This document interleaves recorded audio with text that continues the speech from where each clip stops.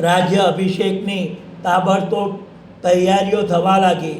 સેવકોને આજ્ઞા થતાં જ રાજ સિંહાસનને સુંદર રીતે સજાવવામાં આવ્યું. વેદજ્ઞ બ્રાહ્મણોને બોલાવીને ઉગ્રસેનનો વિધિવત રાજ્ય અભિષેક કર્યો. રામશ્યામ છત્ર ચમર ધારણ કરી પાછળ ઊભા રહ્યા. યદુવંશીઓમાં આનંદ છવાઈ ગયો.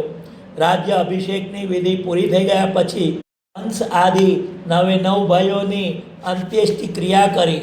કંસના ત્રાસથી યદુ, વૃષ્ણિ, અંધક, મધુ, દર્શાહ અને કુરુવંશના કેટલાક યાદવો મથુરા છોડીને અન્ય રાજ્યમાં જઈને વસ્યા હતા.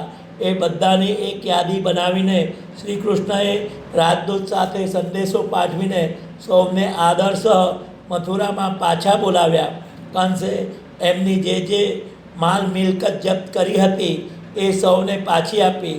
સૌ સુખચેનથી રહી શકે એવી વ્યવસ્થા કરવામાં આવી. પોતપોતાના બાપદાદાના ઘરને પુનઃ પ્રાપ્ત કરીને યાદવો અત્યંત હર્ષ પામ્યા.